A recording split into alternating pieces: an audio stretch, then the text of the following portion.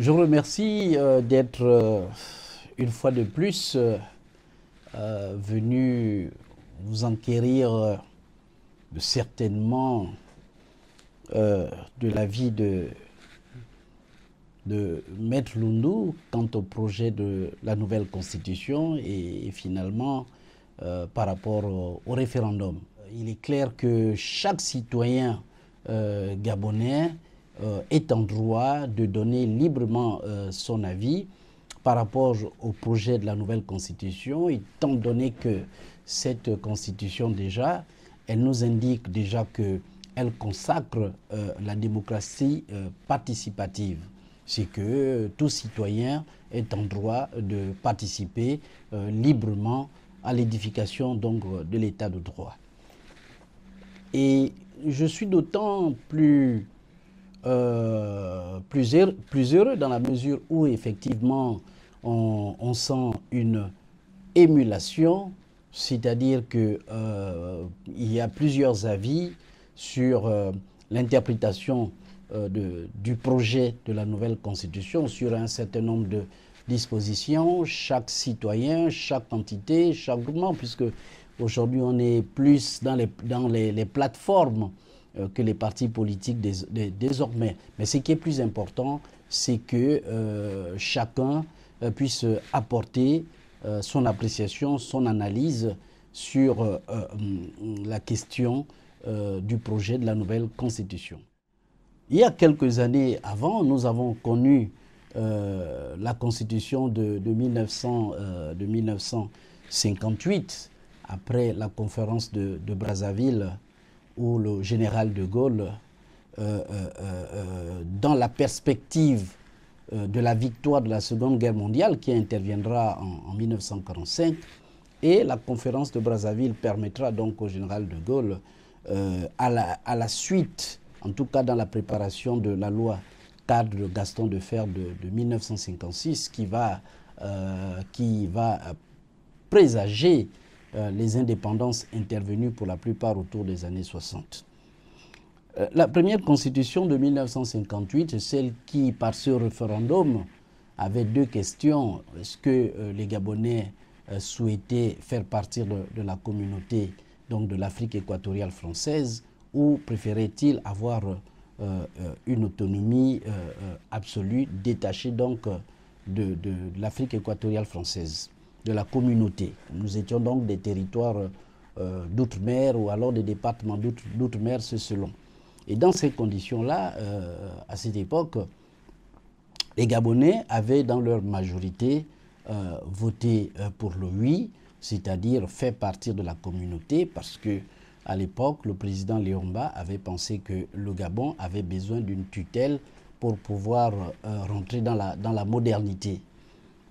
Et de cette constitution de 58, plus tard est intervenue celle de 1961, à la suite d'un autre référendum où le BDG, le Bloc démocratique gabonais, avait fait bloc avec l'UDSG à l'époque, le parti de Jean-Hilaire Obam. Et tous ces partis, dans une sorte d'union nationale, avaient donc voté pour le oui. Le oui l'avait emporté à plus de 90% des voix sur la nouvelle constitution de 1961.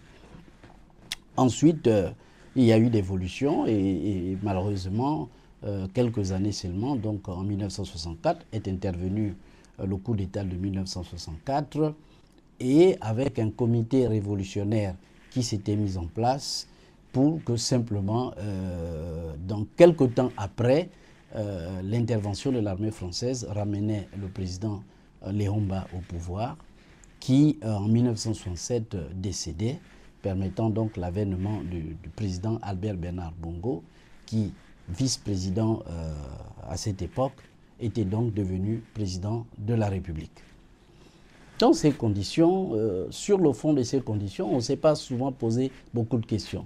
Il n'y avait pas eu autant de débats qu'aujourd'hui. La Constitution de 1958, d'abord avec l'intervention du général de Gaulle, ensuite celle de 1961 par les partis politiques d'après les indépendances qui s'étaient mis ensemble pour une nouvelle constitution de 1961, mais qui avait opté pour un régime présidentiel dans la mesure où le président Léomba avait donc les pleins pouvoirs sur la plupart des institutions et que d'ailleurs la campagne qu'ils avaient menée à cette époque était en ticket avec le président Albert Bernard Bongo, son vice-président Albert Bernard Bongo, qui plus tard, à la suite du décès du feu le président Léomba, Albert Bernard Bongo, à son tour, devenait président. Donc c'est vraiment la forme constitutionnelle du régime présidentiel classique. Mais lorsque vous parlez de la nouvelle constitution, c'est-à-dire celle de 1991, d'autres événements interviendront. Ces événements-là sont ceux d'abord de la conférence nationale de 1990. Pourquoi? Parce qu'il va y avoir autour de l'Afrique francophone un certain nombre de bouleversements au Bénin d'abord et dans d'autres États africains, au Congo-Brazzaville, et ainsi que d'autres États africains francophones, où il va y avoir un bouleversement démocratique sur la base des conférences nationales qui vont donc être organisées. Ce modèle-là fera en sorte que le Gabon, à son tour, va organiser une conférence nationale en 1990, remettant donc à plat un certain nombre de textes constitutionnels. Et ce renouveau démocratique nous amènera à cette constitution du 26 mars 1991. Bien entendu, il va y avoir également un référendum beaucoup plus tard avec les accords de Paris qui interviendront permettant ainsi une révision constitutionnelle.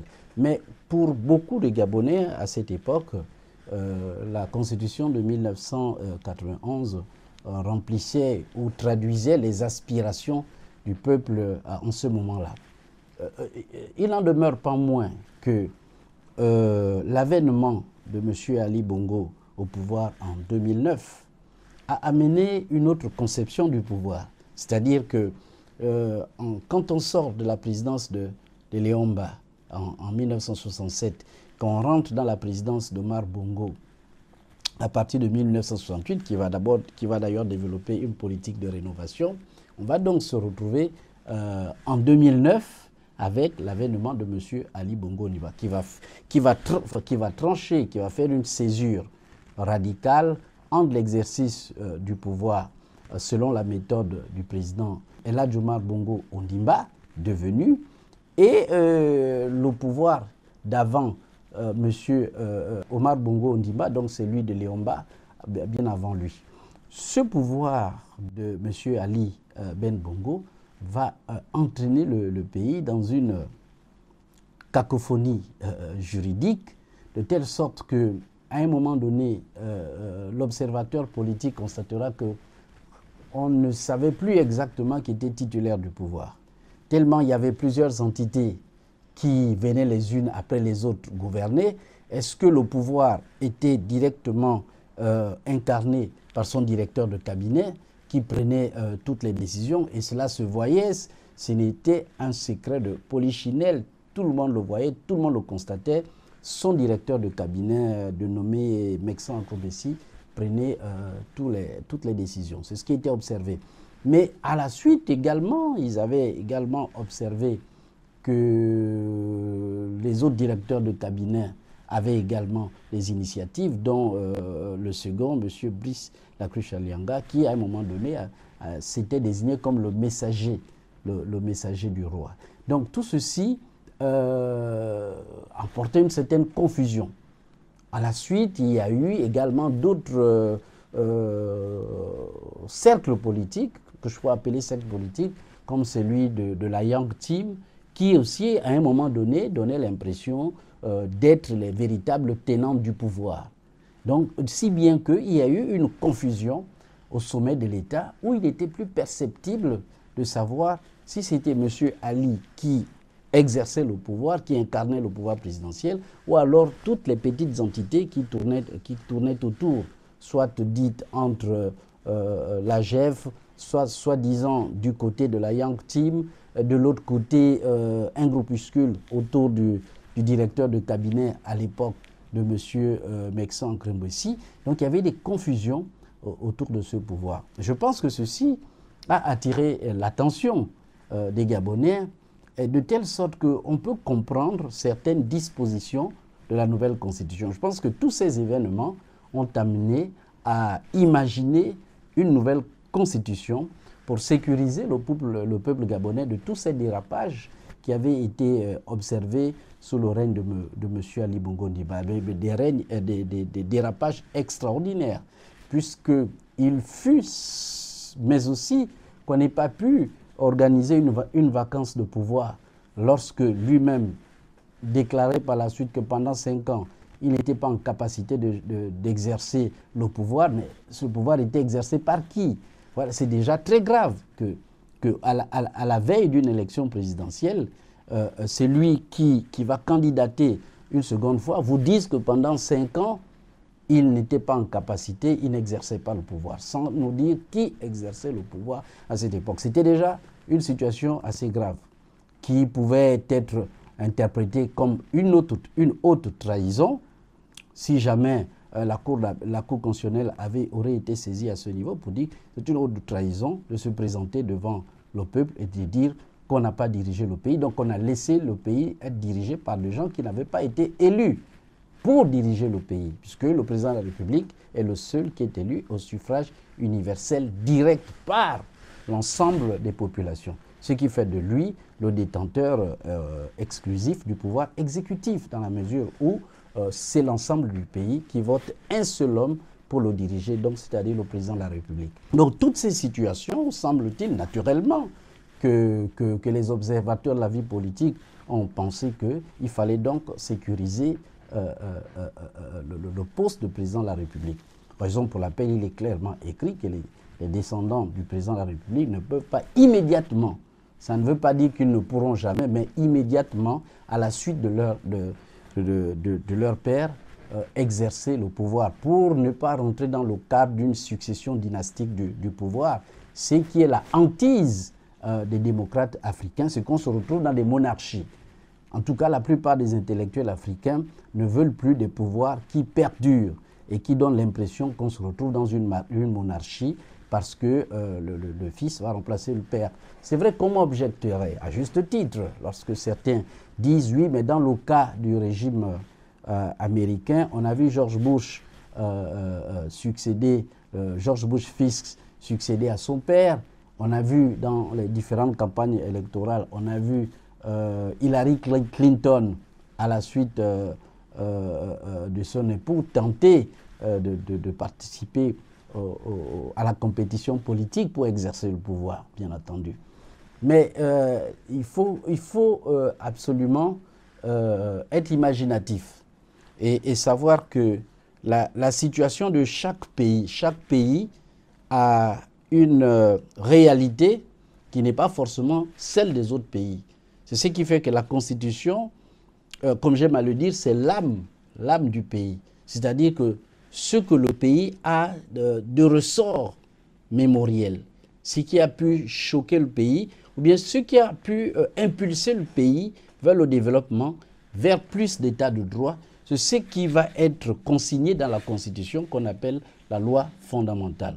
On parle de loi fondamentale parce que c'est la loi qui est donc à la naissance de l'état de droit. On parle de l'état de droit. Quand on parle de constitution, c'est toujours l'état de droit, l'état moderne. Donc c'est un état qui est bâti sur la base des règles de droit. Ces règles de droit émanent de ce que le constituant, donc un certain nombre de citoyens, avec des expériences et des qualifications différentes et des expériences différentes, vont mettre ensemble leur intelligence pour imaginer une loi fondamentale. J'aime mieux qu'on parle de loi fondamentale parce que constitution, parfois, ça ne reflète pas beaucoup ce qu'on entend par la constitution comme la loi mère. Donc c'est la loi qui organise les pouvoirs de tous les organismes institutionnels de l'État, qui fixe leur mode de fonctionnement et les attributions et les prérogatives des autorités politiques ou administratives qui vont donc animer ces institutions à l'intérieur de l'État. C'est ce qu'on appelle donc la loi fondamentale. Donc c'est le creuset du pays à l'intérieur desquels un certain nombre de lois vont être mises en place sur les droits de l'homme, sur la dignité humaine, sur notre culture, sur l'exercice du pouvoir judiciaire, sur la présomption d'innocence. Et tout ceci va être donc inscrit à l'intérieur. Après, vous allez constater, bon, les hommes politiques, vous constatez que ce qui les préoccupe très souvent, et ils reviennent sur ce point-là, c'est la présidence de la République, les mandats du président de la République. Certains vous disent deux mandats de 7 ans, c'est trop. Certains disent qu'ils auraient souhaité un mandat de 5 ans, d'autres disent un mandat de 4 ans sous la forme républicaine, institutionnelle des États-Unis. Mais à bien y regarder, s'agissant de notre Constitution, un mandat de 7 ans n'enlève pas le caractère démocratique de notre pays, dans la mesure où il n'est renouvelable qu'une seule fois. Ça veut dire que les mandats sont limités dans le temps. On ne peut pas aller en plus de 2 mandats. On a vu le grand débat qu'il y a eu à la politique au Sénégal sur le fait du renouvellement de mandats, qui a fait en sorte que la classe politique sénégalaise s'est bousculée autour de la question du renouvellement du mandat présidentiel après les 2 mandats, en inscrivant que nul ne peut aller au-delà de 2 mandats. Le président Ali a fait 14 ans de pouvoir, de 2009 en 2016. Ensuite, en 2023, n'eût été l'intervention du comité de la transition pour la restauration des institutions, il aurait pu continuer autant de mandats qu'il se serait donné, encore que dans le cliché qu'il nous présentait, il avait déjà au départ désigné son fils coordinateur général des affaires présidentielles sans nous donner le contenu en réalité de cette nomination qui donnait l'impression de faire ombrage au vice-président de la République qui lui-même à cette époque n'avait pas saisi la Cour constitutionnelle pour dire que la désignation d'un coordinateur général dont le contenu n'était pas connu faisait ombrage donc au vice-président de la République. Donc c'était une atteinte grave à la violation de la Constitution. Et plusieurs fois, dans les actes, dans les faits, la Constitution a été violée parce que le directeur de cabinet du président de la République, qui normalement devait être en réserve, était passé devant le président de la République en prenant toutes les initiatives, mais vraiment en incarnant le pouvoir. Ce qui était très grave parce que c'était également une atteinte à notre Constitution qui était clair que le détenteur exclusif du pouvoir exécutif, c'est le président de la République et ce n'est pas le directeur de cabinet. Mais c'est des événements que la plupart des personnes ont suivis sans qu'on ait pu soulever ni l'inconstitutionnalité, ni saisir la Cour constitutionnelle pour dire là, il y avait dérapage au niveau du fonctionnement du pouvoir exécutif. Donc, à mon avis, le mandat de 7 ans ne remet pas en cause le caractère démocratique de notre Constitution, dans la mesure où elle signale bien que c'est une Constitution qui encadre la démocratie participative, la démocratie pluraliste, permettant à tous les courants, à toutes les idées de se manifester, et puis chacun selon son programme, s'il est élu par le peuple, à ce moment-là, il exerce donc le pouvoir. À mon avis, la Constitution a cette complexité de ne pas être très souvent dans l'entendement général à la portée de tous. C'est d'ailleurs pourquoi très souvent, lorsqu'il y a des réformes constitutionnelles ou lorsqu'il y a un référendum, il y a quand même des campagnes de sensibilisation. Mais les campagnes de sensibilisation sont plus animées lorsque, en général, les partis politiques ou les hommes politiques s'imprègnent de la chose et participent à éclairer l'opinion sur ce que c'est la Constitution, ou ce que c'est donc la loi fondamentale, dans la mesure où la discipline même du droit constitutionnel est déjà elle-même assez complexe, même pour des universitaires, à plus forte raison pour le citoyen lambda. Qu'entend-il de loi fondamentale? Qu'en est-il pour lui de droit constitutionnel et d'alternance au pouvoir Qu'en est-il pour lui de régimes représentatifs, de régimes qui soient représentatifs ou non, de mandats impératifs ou de mandats représentatifs ou non? Qu'en est-il pour lui de ce que c'est la décentralisation, ainsi de suite? Donc cela mérite plus d'explications, mais pas trop techniques. Ces explications doivent être à la portée de tous les citoyens.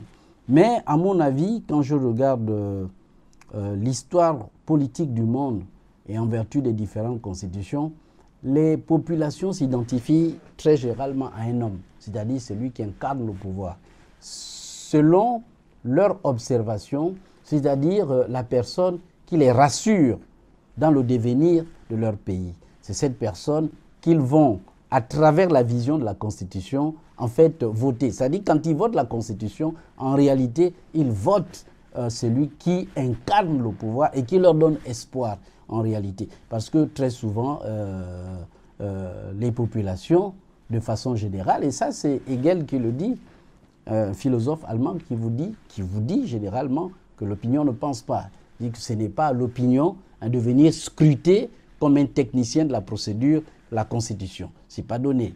C'est pas donné. Donc il faut apporter un éclairage qui soit limpide, qui soit simpliste aussi, simplement développé, parce qu'en réalité, lorsque le peuple fait confiance à l'autorité politique qui incarne le pouvoir, automatiquement, il va voter son projet de référendum. C'est comme ça que ça s'est produit avec Léon Mba, lorsqu'en 1961, il y a eu l'Union nationale du BDG, de l'UDSG, lorsqu'en 1944, le général de Gaulle avait, à la conférence de Brazzaville, avait convaincu les chefs d'État de faire partie de la communauté à travers donc le référendum de 1958, où d'ailleurs la Guinée-Conakry de Sékou Touré avait dit non à De Gaulle, en refusant d'avoir pour tutelle donc que la France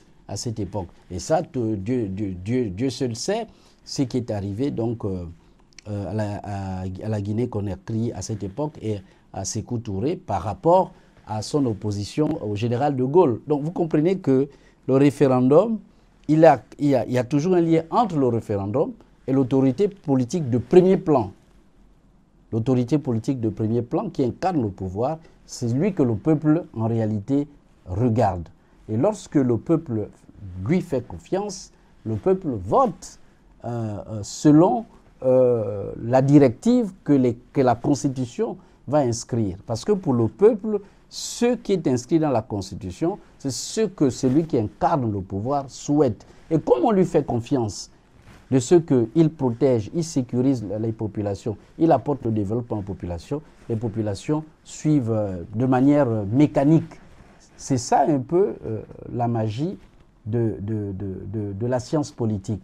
Mais sinon, les questions techniques d'inconstitutionnalité, de saisine de la Cour constitutionnelle, de mandat, de régime politique, c'est tellement technique et ce n'est pas ce qui peut décider ou non à un citoyen de voter oui ou non par rapport à la Constitution. C'est toujours le fait qu'il y a une personne qui incarne l'espoir et à travers cet espoir qui est incarné, le citoyen républicain va voter selon l'espoir qu'il sent venir à travers l'autorité qui, au moment du référendum, incarne le pouvoir. Mon mot de fin, il va être très simple.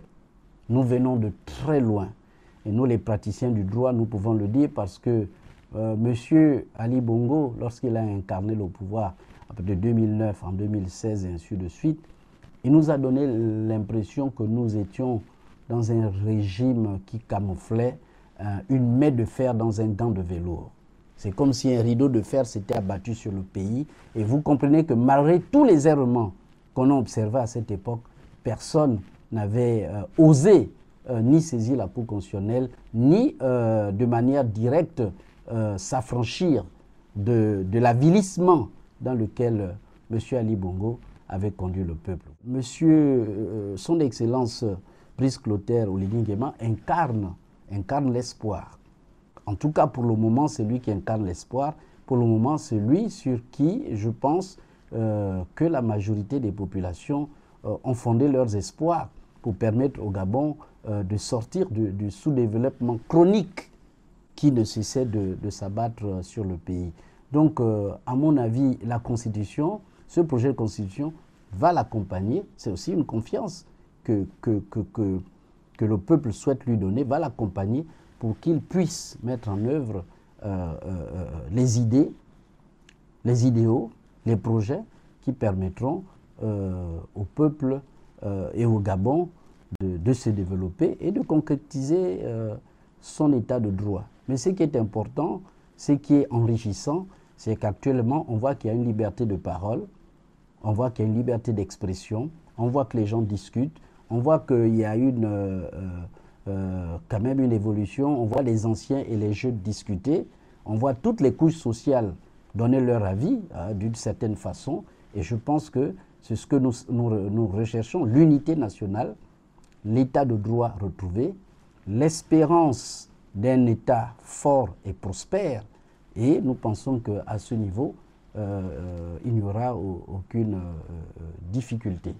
Mais il est clair que toute œuvre humaine n'est jamais achevée. Donc les critiques, il y en aura toujours. Mais nous le dirons comme l'autre, qui disait que la critique, elle est aisée, mais l'art est difficile. Raison pour laquelle il faut toujours être suffisamment tolérant avec nos autorités pour ne pas s'affranchir du monde religieux qui dit que toute autorité vient de Dieu, parce qu'effectivement, incarner l'autorité n'est jamais une chose absolument facile. Sur ce...